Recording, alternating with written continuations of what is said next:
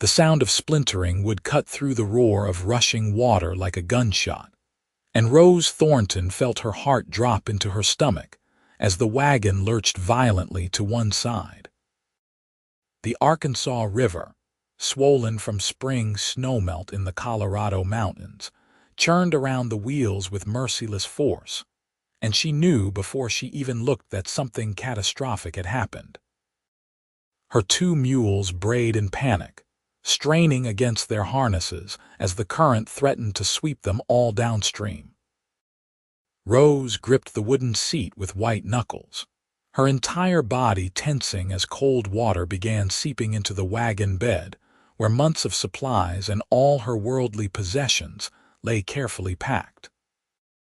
It was May of 1877, and Rose had been traveling alone from Kansas City to Golden, Colorado, where her late mother's sister had promised her work in the boarding house she operated. At 22 years old, Rose had nothing left in Missouri except memories of the consumption that had taken her mother 6 months prior, leaving her with debts she could never hope to repay. The journey west had been her only option, a chance to start fresh in a territory still wild enough that a woman's past did not matter as much as her willingness to work hard. She had saved every penny for 2 years to afford this wagon, these supplies, and the journey that would carry her to a new life. Now that dream was sinking into the Arkansas River. "Whoa, whoa," Rose called to the mules, her voice shaking despite her efforts to sound calm. She had crossed 3 rivers already on this journey, and none had given her trouble like this one. The water was higher than the locals in Pueblo had warned, the current faster, and she had waited 2 days already hoping it would subside. But her supplies were running low, and she could not afford to stay in Pueblo any longer, paying for a room she did not need when Golden lay just 2 days north. The wagon groaned again, tilting further, and Rose realized with sick certainty that the rear axle had broken clean through. The back of the wagon was now dragging in the riverbed, the current pushing relentlessly against it, and the mules could not pull the weight another inch. Water rushed over her boots as she stood, soaking the hem of her brown traveling dress. She needed to unhitch the mules before they drowned or broke their legs trying to drag the impossible load. Her hands fumbled with the leather straps, the cold water numbing her fingers as she worked. The river was only chest deep here, she thought, maybe shallower if she could get to the far bank where the crossing was supposed to end. But the wagon was stuck fast, and even if she got the mules free, everything she owned would be lost to the current. "Hold on there."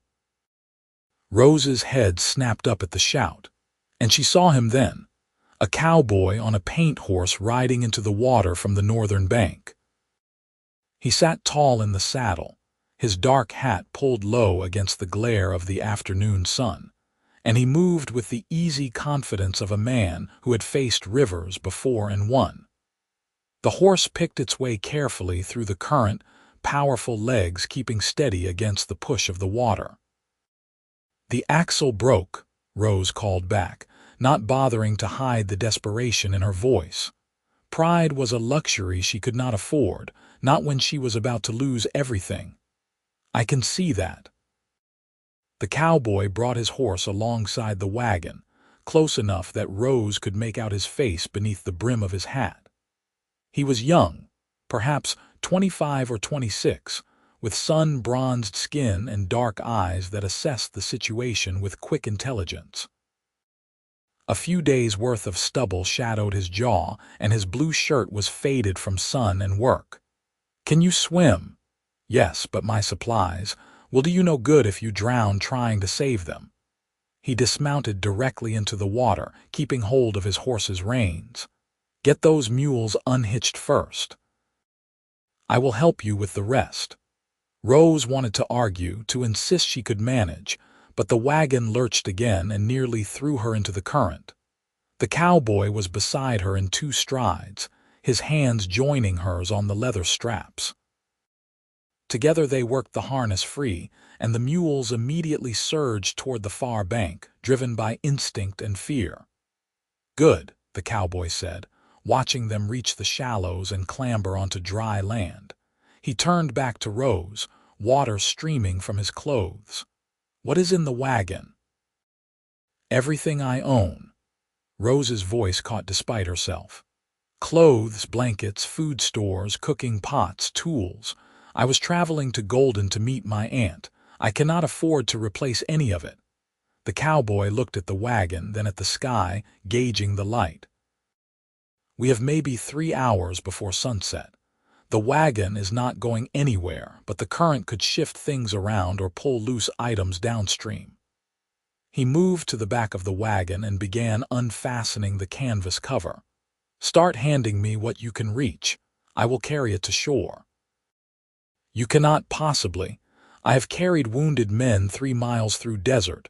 I think I can manage some pots and blankets across a river." He met her eyes, and Rose saw no mockery there, only determination. "But we need to move fast." They moved fast. Rose climbed into the tilting wagon bed, bracing herself against the wooden sides as she gathered items and passed them to the cowboy. He took the first load, a heavy crate of preserved foods and her mother's china wrapped in quilts, and hoisted it onto his shoulders.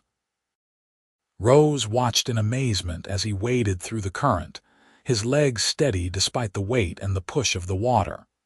He made it to the bank and set the crate down carefully before returning for more. The second load was her clothing trunk, solid oak and heavy, even empty. The cowboy lifted it as if it weighed nothing, balanced it on his back, and made the crossing again. Rose worked frantically, sorting through her possessions and trying to decide what was most essential, but the cowboy shook his head when he returned. "All of it," he said simply. "We are not leaving anything for the river to claim." Load by load, trip by trip, he carried her life across the Arkansas River. Rose handed him her cooking pots, her tools, her blankets and quilts, her books, her sewing basket, her mother's jewelry box, her winter coat, her second pair of boots. She passed him the sacks of flour and cornmeal, the jars of preserves she had put up herself last autumn, the sides of bacon wrapped in canvas, the coffee and tea and sugar that represented the difference between surviving and starving in a new place. The cowboy never complained, never slowed, never suggested they leave anything behind. His shirt was soaked through, clinging to shoulders that clearly spent their days working cattle or horses or both. Sweat mixed with river water on his face, but he kept moving with the steady rhythm of a man who understood that some things were worth the effort. When the wagon bed was finally empty, Rose allowed herself to look at what remained. The wagon itself was ruined, the broken axle impossible to repair here in the middle of the river. The mules stood on the far bank, and all her possessions were piled beside them, but she had no way to transport any of it further. "Come on," the cowboy said, extending his hand. "You can ride double with me to the bank, then we will figure out the rest." Rose took his hand, surprised by the calluses she felt there, the strength in his grip as he pulled her from the wagon and toward his horse. The paint whinnied softly, clearly tired of standing in the current, and Rose felt a pang of guilt for the trouble she had caused this stranger and his animal. "Up you go," the cowboy said, and before Rose could protest, he had lifted her onto the saddle. He mounted behind her, one arm coming around her waist to hold her steady as he guided the horse toward the northern bank. Rose felt the heat of him at her back despite the cold water, felt the solid presence of him keeping her balanced, and something in her chest loosened just slightly. They reached dry land, and the cowboy dismounted first, then helped Rose down.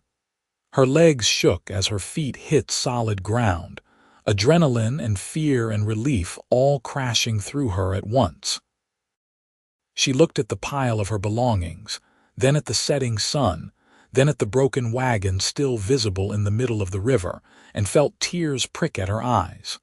"Thank you," she managed, her voice rough. "I do not know what I would have done if you had not come along." "You would have figured something out." The cowboy pushed his hat back, and Rose got her first clear look at his face. He had kind eyes, she thought, despite the hardness that life in the West carved into every man who survived here. A small scar cut through his left eyebrow, and his nose looked like it had been broken at least once. "But I am glad I could help. Name is Samuel Jenson. People call me Sam. Rose Thornton."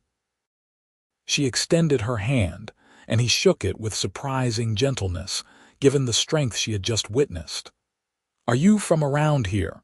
I work at the Triple Bar Ranch about 8 miles north of here." Sam looked at her supplies, then at the darkening sky. "Too late to get you anywhere safe tonight, but there is a lined shack about a mile from here where we can shelter. Tomorrow I will take you to the ranch. Boss might have a wagon to spare, or at least help getting you to Golden." Rose hesitated. Every warning she had ever heard about trusting strange men in the wilderness flashed through her mind. But she looked at Sam's honest face, remembered how he had worked himself to exhaustion saving her possessions, and made a decision. Sometimes you had to trust that not every man was a danger, that some still held to the old codes of honor her father used to talk about. "I would appreciate that," she said. "But I cannot pay you. I have a little money, but I need it I am not asking for payment." Sam was already moving toward her supplies, assessing what could be loaded onto his horse for the journey to the lined shack. "This is just what you do out here. Help when help is needed, and hope someone does the same when it is your turn to need it." They worked together as the sun sank lower, loading the horse with as much as it could reasonably carry. Sam fashioned a travois from 2 long branches and some rope he had in his saddlebags, and they piled more items onto that for the horse to drag. It would take multiple trips to move everything to the lined shack, Sam explained, but they could make a start before full dark. Rose walked beside Sam's horse as they made their way north along the riverbank, following a path that only Sam seemed able to see in the gathering dusk. Her boots squelched with every step, her dress hung heavy and cold against her legs, and exhaustion pulled at her bones, but she kept moving. Sam walked on the other side of the horse, one hand on the reins, his eyes scanning the landscape with the constant awareness of someone who knew danger could come from any direction. "How long have you been traveling?" he asked after a while, his voice low and conversational. "3 weeks." Rose stumbled slightly on a rock, caught herself. "I left Kansas City with a small wagon train, but they were headed to Denver and I needed to go to Golden, so we parted ways in Pueblo. I thought I could manage the last stretch alone." "You almost did." There was no judgment in Sam's tone, just statement of fact. "River is running high this year. Even experienced teamsters have been having trouble with the crossings. The men in Pueblo told me to wait another week, but I could not afford it." Rose heard the defensiveness in her own voice and softened it. "I have an aunt in Golden who is expecting me. She owns a boarding house and needs help. It is good work, steady work, and I need to get there before she thinks I changed my mind and hires someone else." Sam nodded, understanding evident in his expression. "Golden is a good town, growing fast with the mining operations nearby. Your aunt is smart to run a boarding house there. You know it well enough. I make supply runs there every few weeks. The Triple Bar sends cattle to the stockyards in Denver, and Golden is on the way." He paused, then added, "If you are going to be working there, we will likely see each other from time to time." Something in the way he said it made Rose's heart beat a little faster, though she told herself she was being foolish.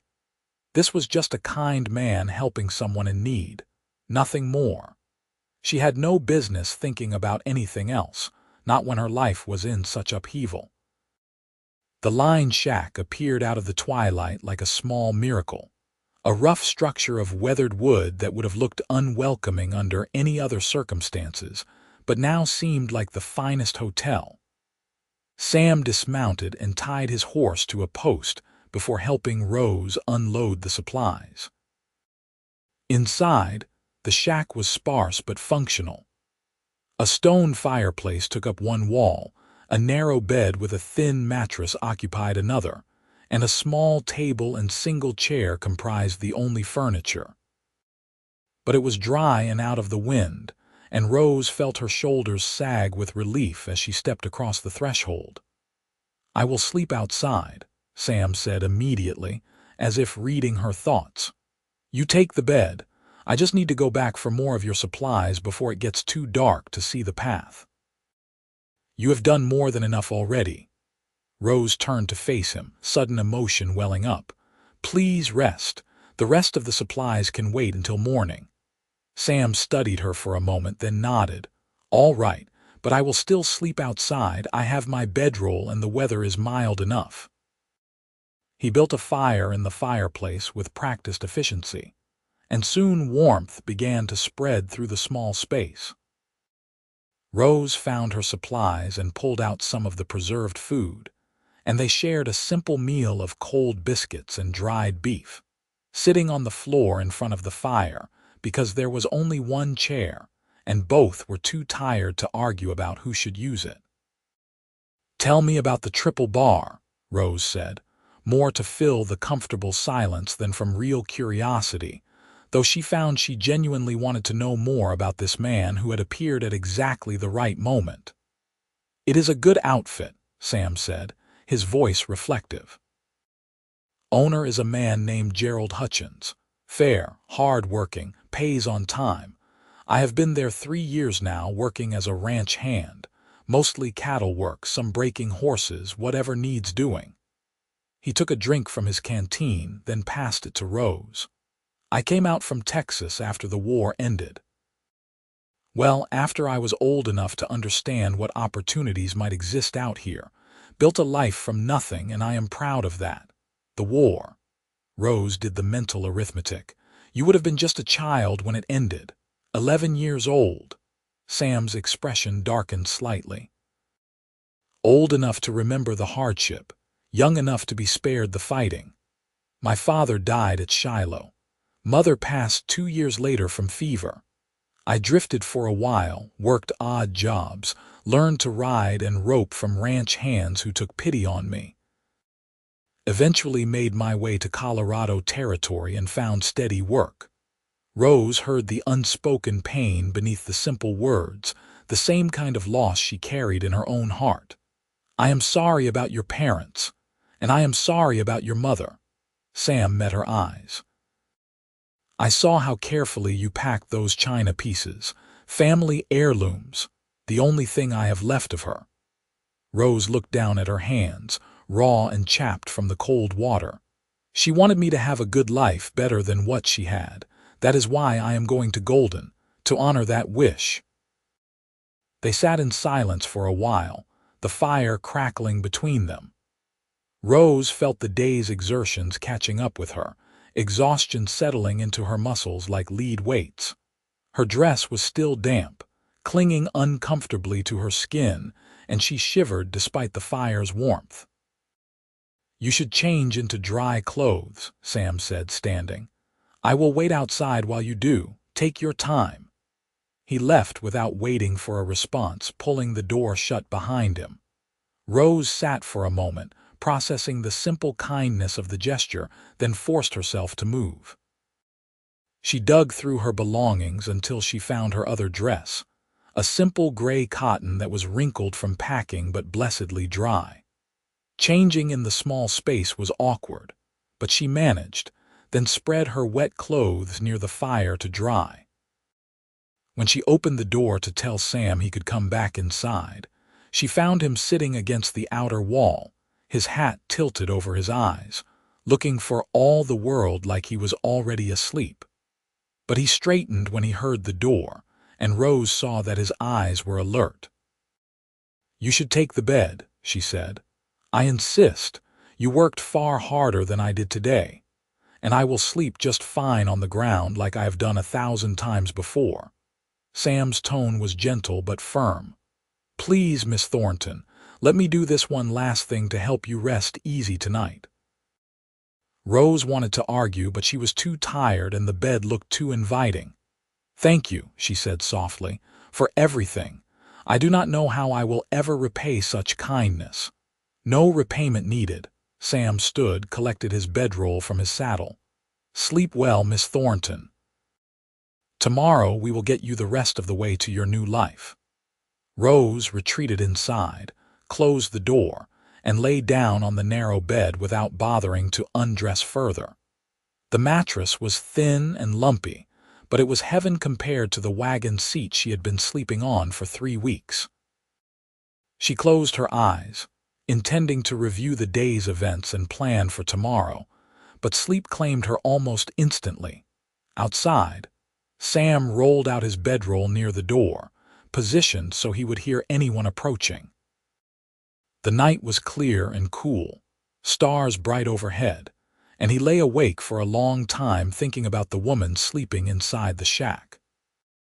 He had seen her determination in the way she worked to save her belongings, her courage in the way she faced losing everything, her grace in the way she accepted help without surrendering her dignity.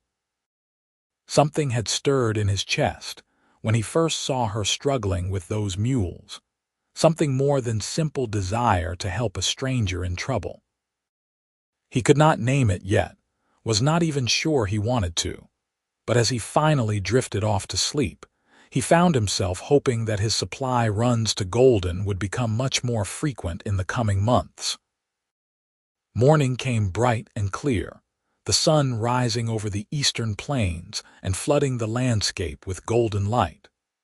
Rose woke to the smell of coffee and found that Sam had already built up the fire and was heating water in a battered pot he had produced from somewhere in his gear. "Morning," he said when she emerged, his smile warm and genuine. "Coffee will be ready in a minute.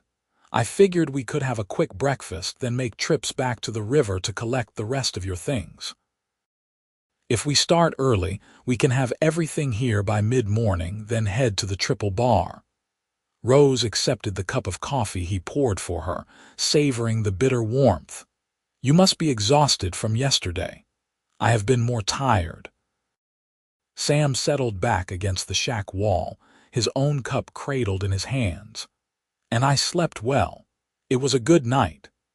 They worked through the morning in a rhythm that felt strangely natural, making 3 trips back to the river to retrieve Rose's belongings.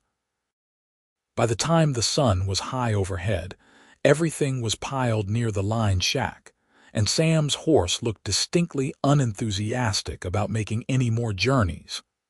"We will leave most of this here for now," Sam decided, assessing the load. "I will bring a wagon back tomorrow to collect it all. For today, let us just take what you need immediately and get you to the ranch. Boss Gerald will want to hear what happened, and we can figure out the best way to get you to Golden from there." They loaded the horse more lightly this time, and Rose walked beside Sam as they headed north across the rolling grassland. The morning was beautiful, the kind of spring day that made Colorado territory feel like a promised land. Wildflowers dotted the grass in purple and yellow clusters, birds sang from fence posts, and the mountains rose in the west like a wall of snow-capped stone. "It is beautiful here," Rose said, almost to herself. "So different from Missouri." "You will never want to leave once you settle in," Sam replied. "The land gets in your blood. The space, the freedom, the way you can see weather coming from miles away, it changes you." "Have you ever thought about going back to Texas?" "Not once." Sam's answer was immediate and certain. "This is home now. I plan to save enough to buy some land of my own someday, run a small spread. Nothing fancy, just enough cattle to make a living and a place that is mine." Rose heard the longing in his voice, the same dream that drove so many west. I hope you get that. I hope you find what you are looking for in Golden too. They walked in comfortable silence after that, the miles passing beneath their feet. Rose found herself studying Sam when she thought he was not looking, taking in the way he moved with easy confidence, the way he scanned the horizon constantly, the way his hands rested naturally near the pistol on his hip without ever seeming threatening. He was handsome in the weathered way of men who lived outdoors, his face all strong lines and sun-darkened skin, but it was the kindness in his eyes that kept drawing her attention. The Triple Bar Ranch came into view around mid-afternoon, a sprawling collection of buildings nestled in a valley where a creek provided steady water. The main house was 2 stories of whitewashed wood, surrounded by barns, corrals, bunkhouses, and equipment sheds. Cattle grazed across the surrounding grassland, hundreds of them, and Rose could see ranch hands working with horses in one of the corrals. Sam led her directly to the main house, where a man in his 50s emerged onto the porch. He was tall and lean, with graying hair and the kind of weathered face that suggested decades spent outdoors. "Sam," he called, then his eyes fell on Rose and his expression shifted to curiosity. "What have we here?" "Boss Gerald, this is Miss Rose Thornton." Sam made the introduction smoothly. "Her wagon broke an axle in the Arkansas River crossing yesterday. I helped her get her supplies to safety, but she needs transportation to Golden. I was hoping we might assist." Gerald Hutchins descended the porch steps, his sharp eyes assessing Rose with the quick judgment of a man who had learned to read character fast. Whatever he saw must have satisfied him because his expression softened into sympathy. "Broken axle in the river. That is bad luck." He extended his hand to Rose. "Welcome to the Triple Bar, Miss Thornton. Any friend of Sam's is welcome here. Come inside and tell me what happened." Over coffee in the ranch house kitchen, Rose explained her situation while Gerald listened intently. Sam stood by the window, letting Rose tell her story in her own words, only adding details when she forgot to mention his role in saving her supplies. "Golden, you say?" Gerald rubbed his chin thoughtfully. "We have a supply run scheduled for 3 days from now. Sam usually drives it. We could easily take you and your belongings along, though that would mean you staying here until then." Rose's heart sank. 3 days would put her well over a week late arriving at her aunt's boarding house. "I do not suppose there is any way to go sooner." "Not without pulling men off important work." Gerald looked apologetic. "We are in the middle of branding, and I cannot spare a wagon and driver right now. But I give you my word, Miss Thornton, that you will arrive in Golden safely and with all your possessions intact. And you are welcome to stay here as our guest until then. My wife Sarah would be glad of the female company." Sam caught Rose's eye, giving her a small nod of encouragement. Rose weighed her options and realized she had few. Walking to Golden was impossible with all her supplies, and waiting 3 days here was better than trying to figure out transportation in Pueblo. "I accept your generous offer, Mr. Hutchins," she said, "and I insist on working for my keep. I am a good cook and I can help with any household tasks your wife might need done. Sarah will be delighted." Gerald stood, clearly pleased to have the matter settled. "Sam, get Miss Thornton situated in the guest room. I will let Sarah know we have company." The next 3 days passed in a strange suspension of time. Sarah Hutchins, a warm woman with laugh lines around her eyes and silver threading through her brown hair, welcomed Rose like a long-lost daughter. She put her to work in the kitchen immediately, and Rose found herself falling into the rhythms of ranch life with surprising ease. She helped prepare meals for the dozen ranch hands who worked the Triple Bar, learning to cook for crowds and make supplies stretch. She helped Sarah with the garden, pulling weeds and watering vegetables in the warm afternoon sun.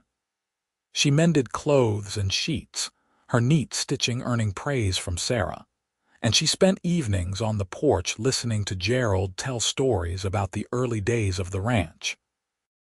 But mostly, she found herself watching for Sam. He was busy with the branding, coming back to the main house each evening smelling of smoke and sweat, exhaustion clear in the set of his shoulders. But he always made time to check on Rose, asking about her day, making sure she had everything she needed, and sitting with her on the porch after dinner to talk about nothing and everything. Rose learned that Sam loved horses more than cattle, that he had taught himself to read from old newspapers left behind in bunkhouses, that his favorite meal was steak and potatoes, and that he dreamed of owning land near the mountains where he could see snow year-round.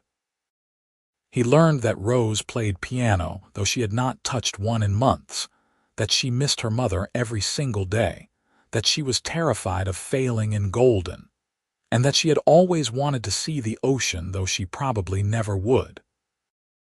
On the second evening, they walked down to the creek together, ostensibly so Sam could show her where the good fishing spots were. They ended up sitting on the bank as the sun set, painting the sky in shades of orange and pink that seemed too beautiful to be real. "I am glad your wagon broke," Sam said suddenly, then looked horrified at his own words. "That came out wrong. I mean, I am not glad you lost your wagon, but I am glad it happened where I could help. Glad I met you." Rose felt warmth spread through her chest that had nothing to do with the lingering heat of the day. "I am glad, too," she admitted. "You saved everything I have in this world. I will never forget that. It was nothing. It was everything." Rose turned to face him, needing him to understand. "You could have ridden past. Most people would have. But you stopped, and you worked yourself to exhaustion for a stranger, and you asked for nothing in return. That is not nothing, Sam Jenson. That is the measure of a man's character." Sam held her gaze, something intense and vulnerable flickering in his dark eyes. "Rose," whatever he was going to say was interrupted by a shout from the ranch house. Gerald was calling everyone to dinner, and the moment broke. They walked back together, close enough that their hands occasionally brushed, and Rose felt the ghost of that almost confession hovering between them. That night, Rose lay awake in the comfortable guest bed, staring at the ceiling and acknowledging what she had been trying to ignore. She was falling for Sam Jenson, falling hard and fast in the reckless way she had always promised herself she would avoid. She barely knew him, they had no future together, and in one more day she would be gone to Golden to start the life she had planned. But her heart did not seem to care about logic or planning. It had made its own decision. The third day dawned with Rose feeling torn between eagerness to reach Golden and reluctance to leave the Triple Bar. Sam spent the morning loading her supplies onto a sturdy wagon, arranging everything carefully so nothing would shift during the journey. Rose helped Sarah prepare food for the trip, packing sandwiches and cold chicken, and trying not to think about goodbyes. "He is a good man," Sarah said quietly as they worked. She was watching Sam through the window, her expression knowing. "Best man on this ranch, and I am including my husband in that assessment. Gerald thinks the world of him." "I am sure he is well regarded," Rose said carefully, not wanting to reveal too much. "Oh, honey." Sarah laughed gently. "I have eyes, and I have seen the way you two look at each other when you think no one is watching. I am just an old romantic, but it seems to me that sometimes the best things in life are the ones we never planned for." Rose did not know how to respond to that, so she focused on wrapping sandwiches and pretending her hands were not shaking slightly. By early afternoon, everything was loaded and ready. Gerald insisted on sending 2 ranch hands along as escorts in addition to Sam, explaining that the roads could be dangerous, and he would not forgive himself if anything happened to Rose after all she had been through. Rose thanked him and Sarah profusely, promising to visit if she ever had the chance, and climbed onto the wagon seat beside Sam. The journey to Golden would take most of the day, Sam explained as they set out. They would arrive by evening if they kept a steady pace and did not encounter trouble. The two ranch hands, young men named Pete and Carlos, rode on horseback alongside the wagon, keeping watch. The landscape rolled past, beautiful in the way that only Colorado could be in late spring. Rose found herself memorizing details, storing them away like treasures. The exact shade of the sky, the smell of sage on the breeze, the sound of the wagon wheels on the packed dirt road, the feel of Sam's shoulder occasionally bumping against hers as the wagon swayed. They talked about everything and nothing as the miles passed. Sam pointed out landmarks, telling her stories about the territory and the people who had settled it. Rose shared memories of her childhood in Missouri, the good times before her father died and money became scarce. They laughed together, fell into comfortable silences, and Rose felt time slipping away too fast. They stopped once to rest the horses and eat the food Sarah had packed. Pete and Carlos wandered off to give them privacy, understanding something that Rose was not sure she and Sam had fully acknowledged yet. "What will you do in Golden?" Sam asked, handing her a sandwich. "Besides working for your aunt, I mean. What do you want your life to look like?" Rose considered the question. "I want stability, I think, a place where I belong. I have been drifting since my mother died, just trying to survive, but I want more than that. I want a home." "You will find it." Sam's voice was quiet but certain. "You are the kind of person who makes a home wherever she goes. Sarah said the Triple Bar felt brighter with you there." "She said that, she did." Sam looked at her, his expression serious.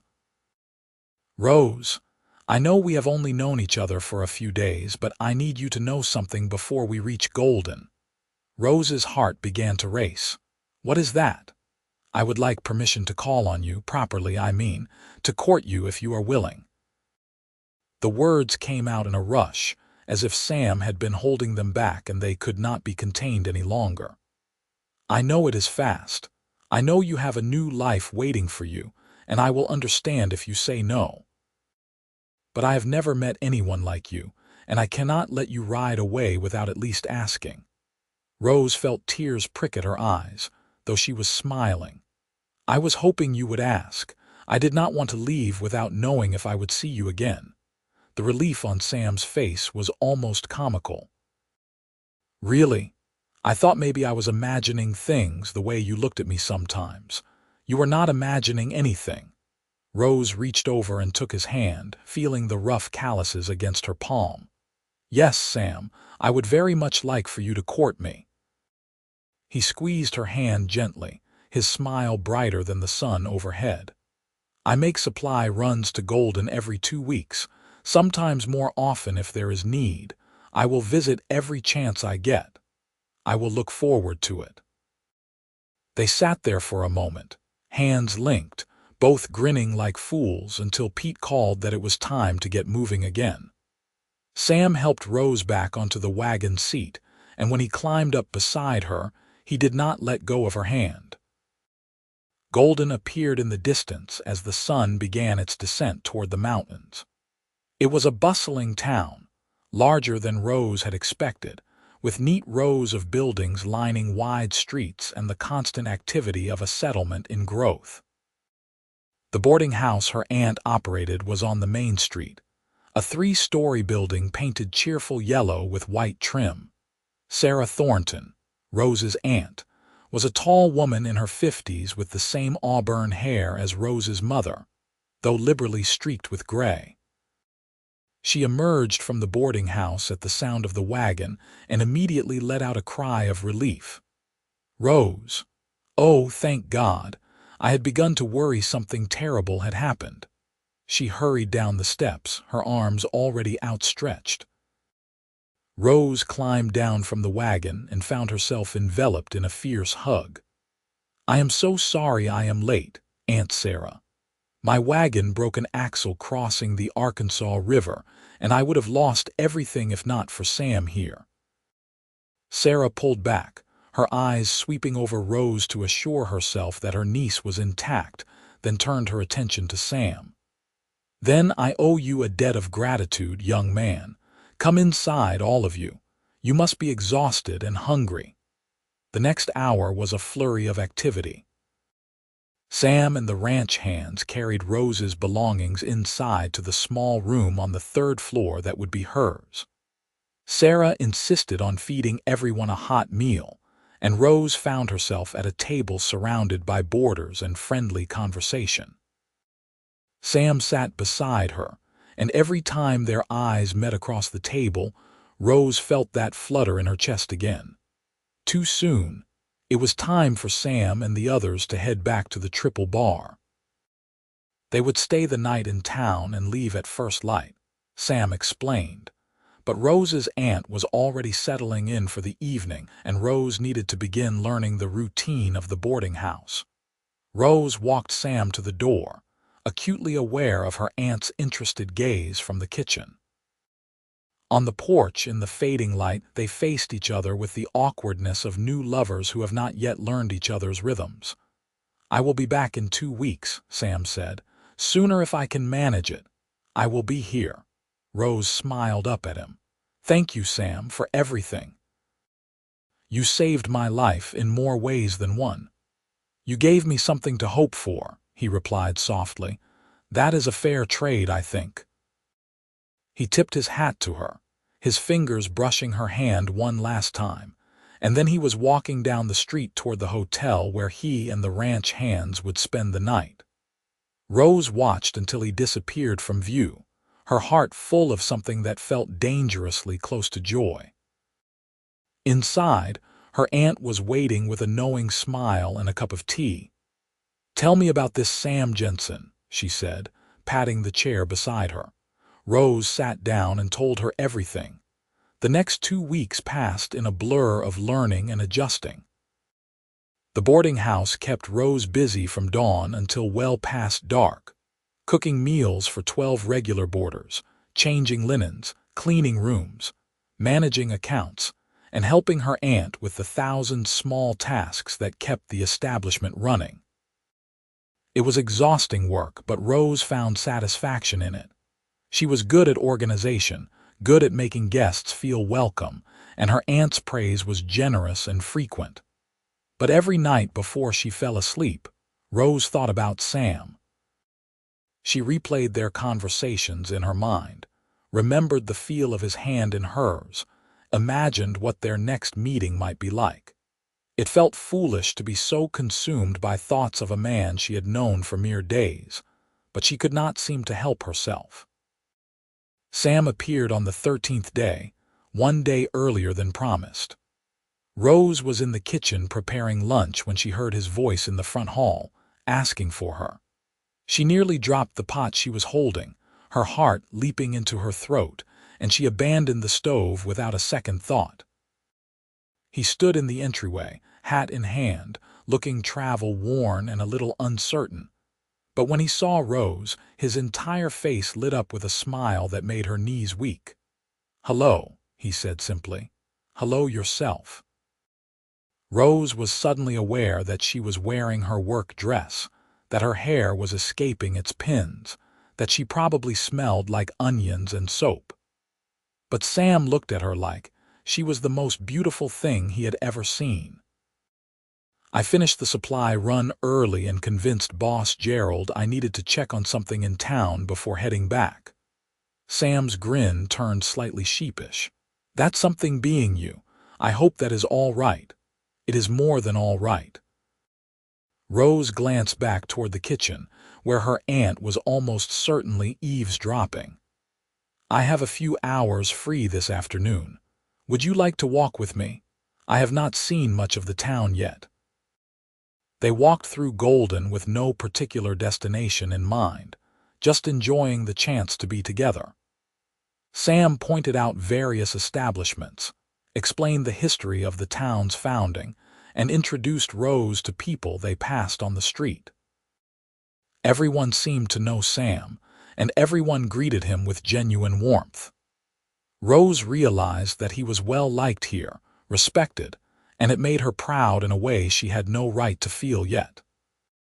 They ended up at a small park near the creek that ran through town, sitting on a bench in the dappled shade of cottonwood trees. It was private enough for conversation but public enough to be respectable, and Rose appreciated Sam's awareness of propriety. "Tell me about the last 2 weeks," Sam said, angling his body toward her. "How are you settling in?" Rose told him about the boarding house, about the interesting characters who lived there, about her aunt's generous teaching and the satisfaction of building something stable. Sam listened intently, asking questions and laughing at her funny stories, and Rose realized how much she had missed having someone to share her days with. "And you?" she asked. "How is life at the Triple Bar? Busy as always?" Sam stretched his legs out, looking relaxed and content. "We finished the branding and started moving cattle to summer pasture, found a mountain lion den too close to the herd and had to relocate it. The usual excitement." "You relocated a mountain lion?" Rose's eyes widened. "That sounds terrifying." "It was interesting," Sam allowed, grinning. "But we managed without anyone getting hurt. Boss Gerald is good about not killing predators unless absolutely necessary. He says they have as much right to the land as we do, long as they do not make trouble for the cattle." They talked until the shadows grew long and Rose realized with a start that she needed to get back to help with dinner preparations. Sam walked her to the boarding house, and at the door, he caught her hand gently. "May I come back in 2 weeks?" he asked, though his smile suggested he already knew the answer. "I would be disappointed if you did not. Then I will be here." He raised her hand to his lips, pressing a kiss to her knuckles that sent warmth racing up Rose's arm. "Until then, Rose Thornton. Until then, Sam Jenson." He left, and Rose floated through the rest of the evening on a cloud of happiness that even the boarding house's most difficult resident could not puncture. The courtship continued through the summer with the steady rhythm of Sam's supply runs. Every 2 weeks, sometimes every 10 days if he could manage it, Sam would appear at the boarding house with flowers or small gifts. He brought Rose a book of poetry he thought she would like. He brought her a brooch shaped like a wild rose that he had commissioned from the town's jeweler. He brought her news of the Triple Bar and stories about the territory, and most importantly, he brought himself. They fell into patterns together. Long walks through Golden, exploring the town and the surrounding areas. Picnics by the creek when Rose could spare a few hours. Dinners at the boarding house where Sam charmed all the residents and helped Rose with dishes afterward. Church on Sundays when his visits coincided with the Sabbath, sitting together in the back pew and sharing hymn books. Rose's aunt approved thoroughly, telling Rose that Sam Jenson was exactly the kind of steady, honorable man any woman would be lucky to marry. The boarders teased Rose gently about her cowboy sweetheart, but their affection was obvious, and Rose herself fell deeper in love with each passing week. Sam was everything she had never known to hope for. He was kind without being soft, strong without being domineering, confident without being arrogant. He treated her like an equal, valued her opinions, and never once suggested that her dreams mattered less than his. When Rose mentioned that she missed playing piano, Sam found a church with a piano and convinced the minister to let Rose practice there once a week. When she worried about her aunt's health during a bout of summer fever, Sam rode to Golden 3 times in 1 week just to check on them both. And slowly, carefully, they learned each other. Sam told Rose about the nightmares he still had sometimes, remnants of watching his father ride off to war and never return. Rose shared her fear that she would never be enough, that somehow she would fail at building the stable life she craved. They traded secrets and fears, hopes and dreams, and the bond between them deepened into something that felt permanent and right. In August, Sam arrived with news. "Boss Gerald is selling off a section of land," he said, his excitement barely contained. 200 acres on the eastern edge of the property, near good water and with grazing rights to the open range beyond. "He is offering it to me first, at a price I can afford if I use my savings and take a loan for the rest." Rose's heart leaped. "Sam, that is wonderful. Your own land, finally." "It would take everything I have and I would be in debt for years," Sam said, his joy tempered with practicality. "But it is good land, Rose. I could run cattle, build a house, make a real go of it. It is everything I have been working toward." "Then you must do it," Rose said firmly, even as a small part of her wondered what this meant for them. If Sam was building a ranch, he would be even busier, would have less time for trips to Golden. But Sam took her hands, his expression turning serious. "I cannot make this decision without talking to you first, because if I buy this land, Rose, I want to build a house there, our house. I want to make a life there with you." Rose's breath caught. "Sam, I know we have only been courting for a few months," Sam rushed on, his words tumbling over themselves. "I know it is fast. I know people will say we should wait longer, but Rose, I have never been more certain of anything in my life. I love you. I want to marry you, build a future with you, wake up next to you every morning for the rest of my life. Will you marry me?" Tears were streaming down Rose's face, but she was smiling so hard her cheeks hurt. "Yes," she said, her voice breaking on the word. "Yes, Sam, I will marry you. I love you too, so much." Sam pulled her into his arms, holding her close, and Rose felt like every difficult moment of the past year had led to this. To him, to this love, to this future stretching out before them full of possibility. They were married in September, in Golden's small church with her aunt and the boarding house residents in attendance. Boss Gerald and Sarah Hutchins made the trip, along with half the Triple Bar ranch hands who wanted to see Sam Jenson get hitched. Rose wore a dress of cream-colored silk that her aunt had helped her make, and she carried wildflowers that Sam had picked that morning when Sam said, "I do." His voice was strong and certain. When Rose repeated the words, she felt the rightness of them settle into her bones. This was what she had been traveling toward all along, she realized.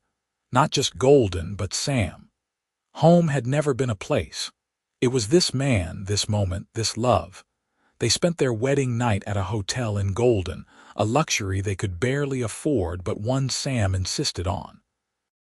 "I want one night where you do not have to worry about breakfast for 12 boarders," he said, making Rose laugh through happy tears. The next morning, they loaded Rose's belongings onto a wagon once more, though this time the journey would be shorter and the destination was theirs.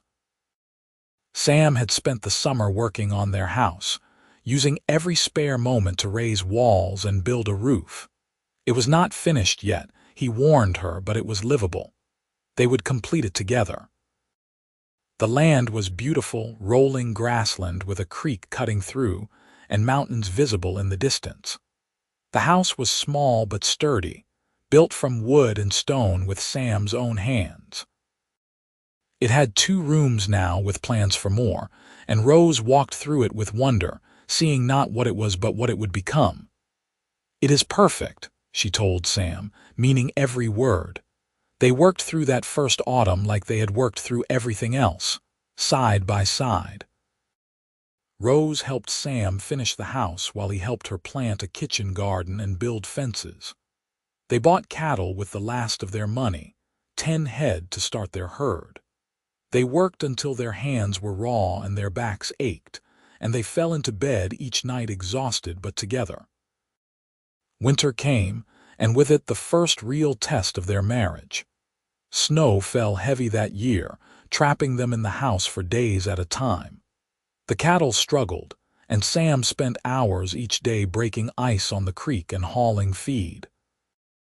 Money was tight, tighter than Rose had expected, and there were days when she wondered if they had been foolish to take on so much debt so fast. But they had each other, and that made all the difference. On the worst days, when the wind howled outside and the cold seemed to seep through every crack, Sam would pull Rose close and remind her why they were doing this. On the days when Rose worried they might lose everything, Sam would kiss her forehead and tell her they would figure it out together. They did figure it out. Winter ended, spring returned, and their cattle survived. The herd grew, and with it their hope. Sam took on some additional work at the Triple Bar during busy seasons, and Rose started taking in sewing from the ladies in Golden. It was not easy, but it was theirs. In July, Rose realized she was pregnant. She waited to tell Sam until she was certain, and when she finally shared the news over dinner one evening, she watched his face cycle through shock, joy, and terror in rapid succession.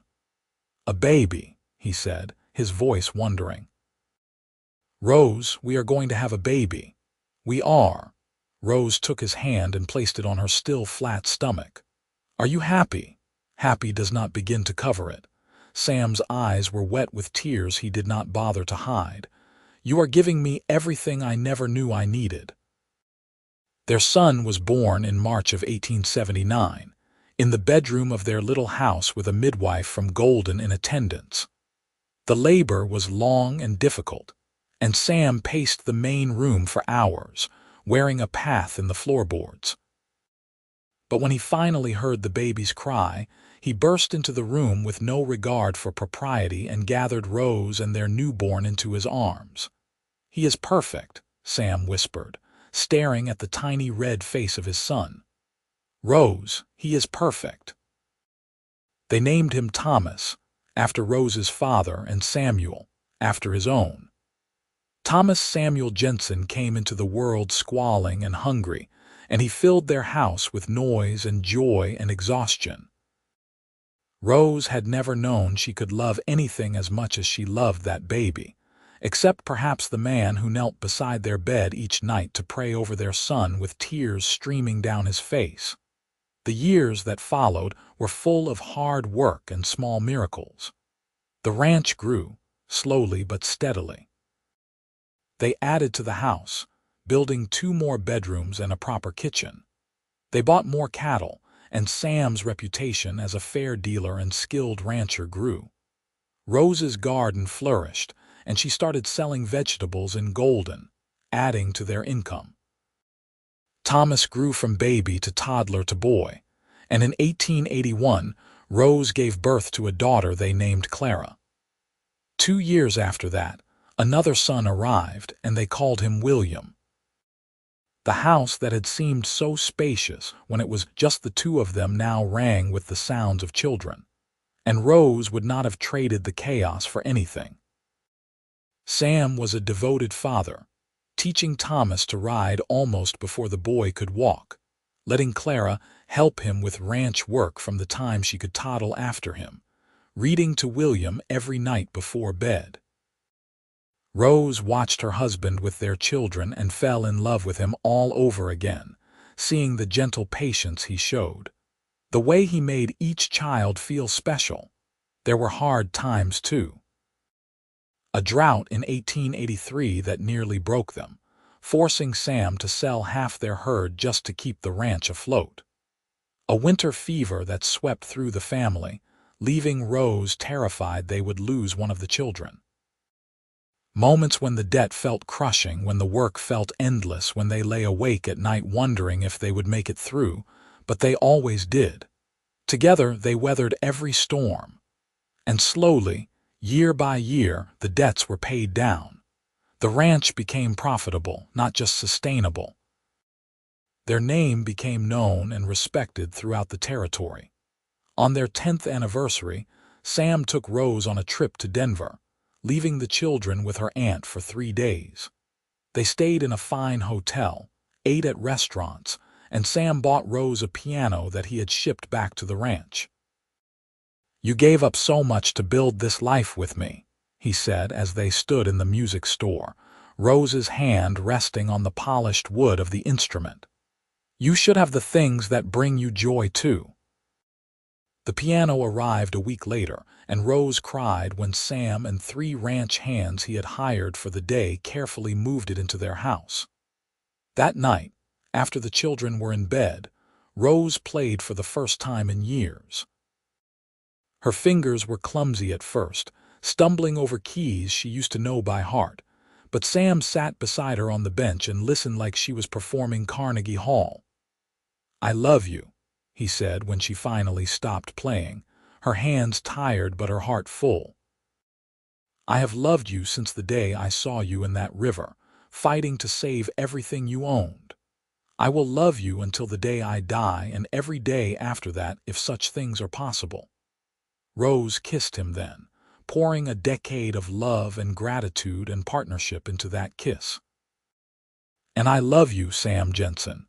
You carried my supplies on your back, but you have carried my heart ever since." More years passed, measured in seasons and birthdays and small victories. Thomas grew tall and serious, with his father's work ethic and his mother's thoughtful nature. At 18, he announced his intention to stay on the ranch, to help his father build something lasting. Sam's pride was evident in every word as he shook his son's hand and welcomed him as a partner. Clara was bright and fierce, with a stubborn streak a mile wide and a heart that ached for every injured creature she found. She became the unofficial veterinarian for the ranch, learning to doctor cattle and horses with an intuition that amazed everyone. At 20, she married a neighboring rancher's son, and Rose cried at the wedding just as her aunt had cried at hers. William turned out to be the scholar of the family, devouring every book he could get his hands on. At 16, he announced his desire to go to university, to study law or medicine, and though Rose saw the flash of disappointment in Sam's eyes, her husband never wavered in his support. They would find the money somehow, Sam promised. Their son's dreams mattered. In 1895, on a warm spring evening much like the one when they had first met, Sam and Rose sat on the porch of their house and watched the sun set over land that was finally, truly theirs. The last debt had been paid off that morning, the final payment made on the loan that had started it all. "We did it," Rose said softly, her hand in Sam's. "We really did it." "You doubted," Sam's voice held gentle teasing. "Sometimes." Rose smiled at him, this man who had aged with grace, his dark hair now threaded with silver, his face lined but still so familiar it made her heart ache. Especially in those early years when it seemed like everything was against us. But we had each other. Sam raised her hand to his lips, the same gesture he had made so many times over the years. That was always enough. Rose leaned against his shoulder, breathing in the scent of him, of home. She thought about the girl she had been at 22, alone and scared, her wagon sinking into the Arkansas River. She thought about all the things that had to go wrong for everything to go right. The broken axle, the spring snowmelt raising the river, the timing that put Sam on that riverbank at exactly the right moment. You ever wonder what would have happened if you had not come along that day? She asked. Every day, Sam admitted. And every day I thank whatever power guides the universe that I did. You are the best thing that ever happened to me, Rose Jenson. You and our children and this life we built. All of it started with one decision to stop and help. You carried my supplies on your back, Rose said, echoing the thought that had come to her years ago. But you have been carrying my heart ever since. And you have been carrying mine. They sat together as the stars emerged one by one, painting the Colorado sky with light. Behind them, the house was warm and full, Thomas and his new wife preparing dinner while William studied at the kitchen table. Clara would arrive tomorrow with her husband and their baby daughter, the first grandchild, and the house would fill with noise and laughter once more. Ahead of them lay years still to come, more challenges and joys, more sunsets to watch and seasons to weather. But they would face all of it together, just as they had faced everything since that day by the river. Rose Jenson, who had once had nothing but a broken wagon and desperate hope, now had everything that mattered. And Sam Jenson, who had dreamed of land and cattle and a place to call his own, had found something better. A love that made every struggle worthwhile, a partner who matched him in strength and determination, a family that filled his days with purpose. As the darkness deepened and the stars grew brighter, they remained on the porch, two people who had found each other against all odds and built something beautiful from nothing but faith and hard work and love that refused to quit. "Come to bed soon," Rose said eventually, standing and pressing a kiss to the top of Sam's head. "Tomorrow starts early." "It always does," Sam agreed, but he was smiling. "I will be right in." He sat a few minutes more, looking out over the land that had tested him, shaped him, and ultimately given him everything he had ever wanted. He thought about the scared young man he had been, drifting and alone, convinced he would always be on the outside looking in. He thought about the moment he decided to ride into that river instead of past it, the single choice that had changed his entire life. Then he stood and went inside, to the warmth and light and love waiting for him. To Rose, who was and would always be his home. To the life they had built together, one day, one choice, one act of kindness at a time. The story that began with a broken axle and a desperate woman and a cowboy who stopped to help had become a love story for the ages. Not because it was easy or perfect or without pain, but because when life tested them, they held on to each other and refused to let go. Because they understood that the best things are built slowly, carefully, with patience and faith and the certainty that together they could weather any storm. In the house behind him, Rose was already preparing for bed, humming a tune she sometimes played on the piano. Sam paused in the doorway of their bedroom, watching her brush out her long hair, still auburn though now streaked with gray. She caught his eye in the mirror and smiled, the same smile that had caught his heart 18 years ago and never let go. "I love you," he said, "because some things never got old, no matter how many times they were spoken." "I love you too," Rose replied, turning to face him. "Now come to bed, Sam Jenson.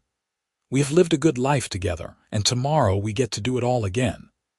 He crossed the room and took her in his arms, grateful beyond words for the river that broke her wagon, the supplies he carried on his back, and the woman who had become his everything. Outside, the Colorado night settled over the land they had claimed as their own. And inside, two hearts that had found each other against all odds beat in perfect, contented rhythm. Their story was not over yet. There were still grandchildren to spoil and cattle to raise and seasons to weather, but the foundation was solid. Built on a choice to help, strengthened by years of partnership, and sealed with a love that would last until their final days and beyond. This was their happily ever after, hard-won and deeply treasured. And neither of them would have changed a single moment of the journey that brought them here.